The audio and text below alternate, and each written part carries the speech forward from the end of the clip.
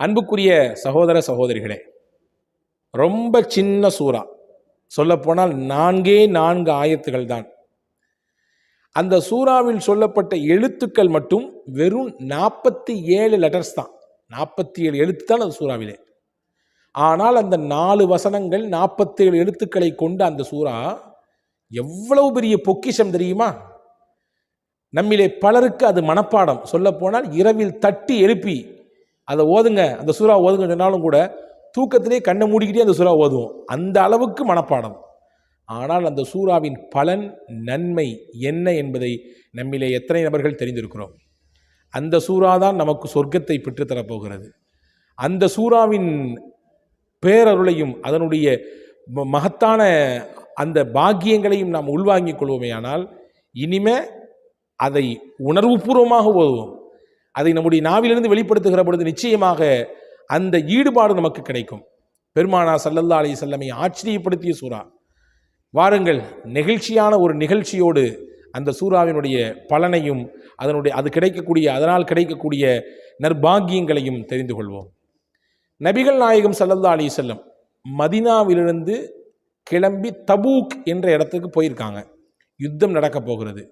Medina to தபூக்ங்கிறது சற்றேறக்குறைய 780 kilometre தூரம். அவ்வளோ தூரம் அங்கே போருக்காண்டி போயிருக்காங்க. என்னைக்கு மாதிரி அன்னைக்கும் காலையில் சூரியன் உதிச்சிருக்கு.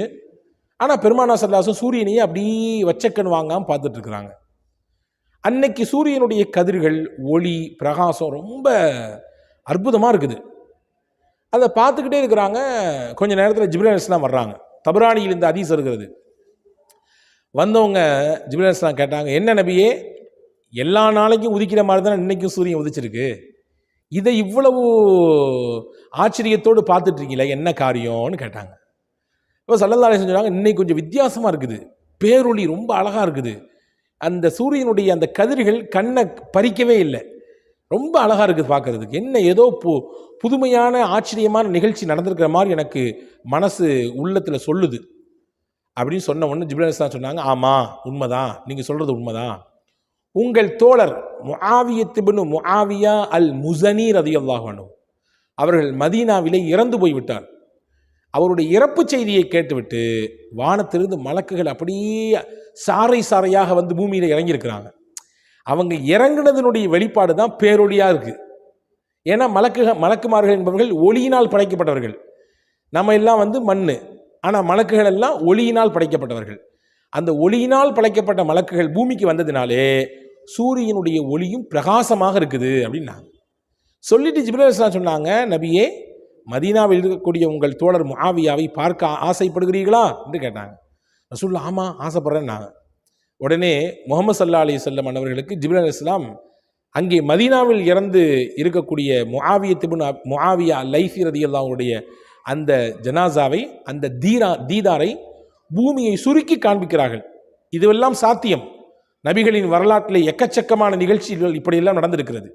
அல்லாஹ் முஅஜிஸா என்ற அடிப்படையிலே பெருமானார் ஸல்லல்லாஹு அலைஹி வஸல்லமுக்கு பல விஷயத்தை வெளிப்படுத்தி காட்டியிருக்கிறார். அதெல்லாம் நம்ப வேண்டும், ஏற்றுக்கொள்ள வேண்டும்.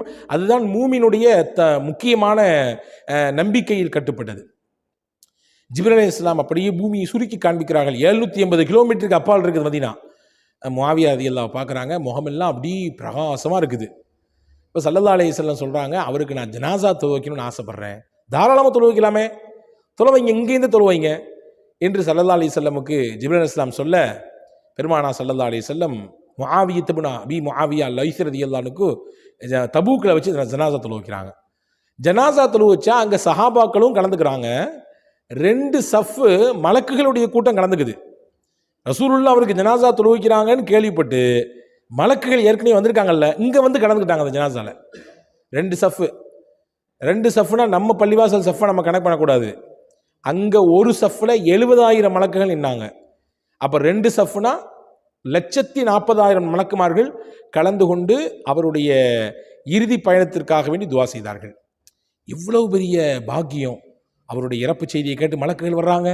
ஜிப்ரீல் அலைஹிஸ்ஸலாம் வந்து ரசூலுல்லாஹ்வுக்கு அறிவிப்பு செய்கிறாங்க. ரசூலுல்லாஹ்வுக்கு பூமி சுருக்கி அவருக்கு நபிக்கு காட்டப்படுகிறது அவருடைய அந்த தீதாரை. பெருமானார் ஸல்லல்லாஹு அலைஹி வஸல்லம் அவருக்காண்டி துவா செஞ்சு தொழ வைக்கிறாங்க.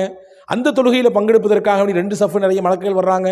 இவ்வளோ பெரிய பாக்கியம் எல்லாம் முடிஞ்ச பின்னாடி பெருமானார் ஸல்லல்லாஹு அலைஹி வஸல்லம் ஜிப்ரஈல் அலைஹிஸ்ஸலாம் இடத்திலே கேட்டார்கள், பிமனால அல் மன்சிலத் ஹாதிஹி, இந்த முஆவியத்துன் அபி முஆவியா அல்-லைஸி இந்த பெரிய பாக்கியத்தை, இந்த பெரிய விஷயத்தை எவ்வாறு பெற்றுக்கொண்டார்? மலக்குகள்லாம் வந்து பங்கெடுக்கிறாங்கன்னா சாதாரண விஷயம் இல்லையே.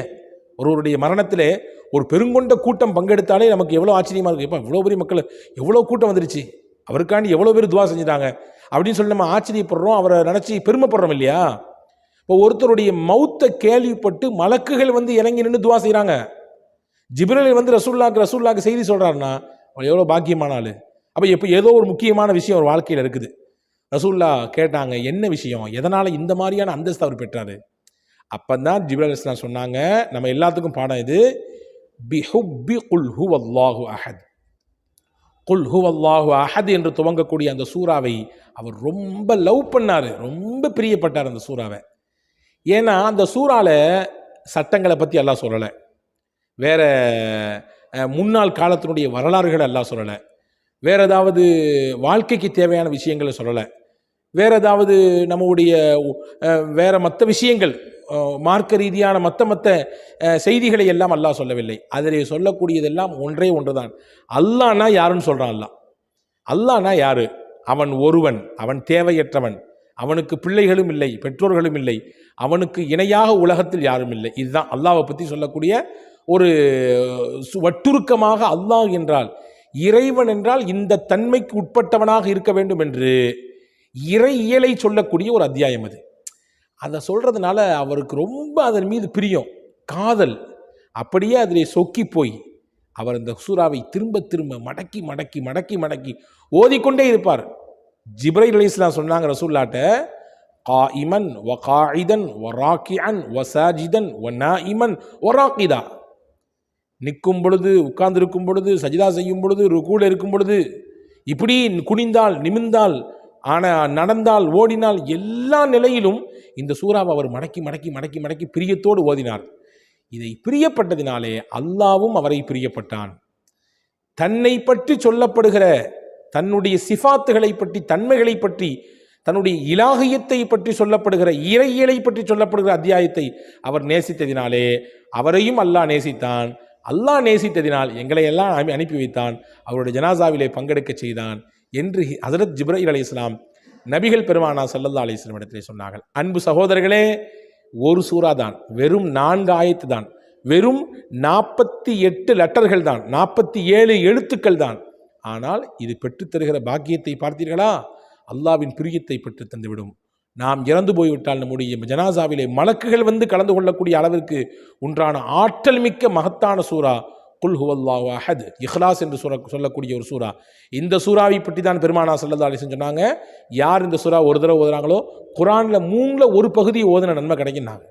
குர்ஆனின் 3ல் ஒரு பகுதி ஓதிய நன்மையை அல்லாஹ் இந்த ஒரு சூறாவை ஓதுவதன் மூலமாக தருகிறான் என்றார்கள் பெருமானா ஸல்லல்லாஹு அலைஹி வஸல்லம். எனவே எல்லாருக்கும் தெரிஞ்ச சூறா, எல்லாருடைய நாவலையும் திரும்ப திரும்ப சொல்லப்படுகிற சூறா, எல்லாரும் தொழுவும் பொழுது எப்படியாவது ஒரு நாளைக்கு எப்படி ஒரு 4 தடவை ஓதிடுவாங்க இந்த சூறாவை இல்லையா? எனவே இனிமேல் இதனுடைய மகத்தான அந்த விஷயங்களை உள்வாங்கி கொண்டு நாம் ஓதுவோம். வல்ல அல்லாஹ் தன்னுடைய வற்றாத கருணையையும் அன்பையும் நமக்கு தரட்டும், உயர்ந்த சொர்க்கத்தை இதன் மூலமாக பெற்று தரட்டும்.